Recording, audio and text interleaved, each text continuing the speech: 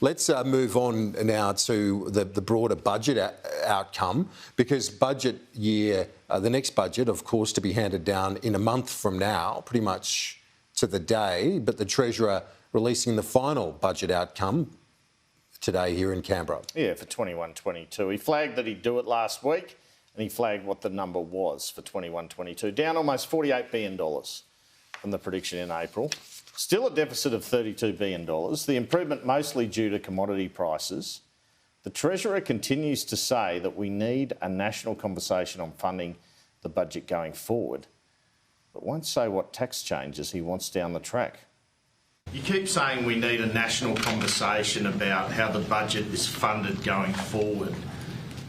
What sort of tax changes are you trying to soften us up for? Well, in the October budget, there will be changes to multinational taxes.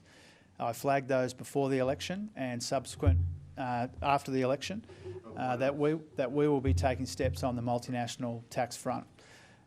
We have not changed our position on some of the other taxes that we get asked about from time to time in this place.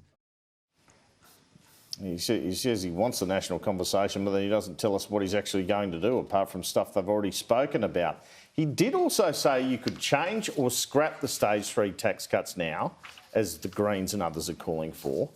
But given that they don't come into effect until 2024-25, that would have no effect on the current problem of inflation at the moment.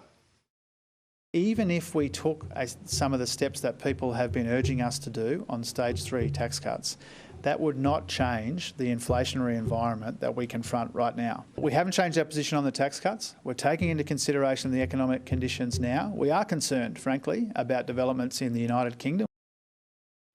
Jim Chalmers also said don't expect a surplus anytime soon. When it comes to a surplus this term of the Parliament, I think we need to be realistic about the fiscal situation. And I don't think that Australians should expect that the budget that I hand down in October will have a surplus in any of the forward years. Just a side note, it also sounds like the King is coming, well, should I say, is not going on the $5 note once the Queen's replaced.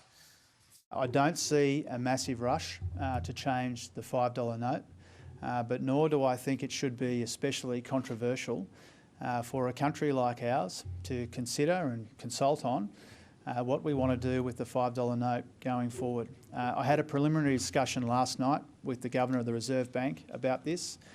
We will take the necessary time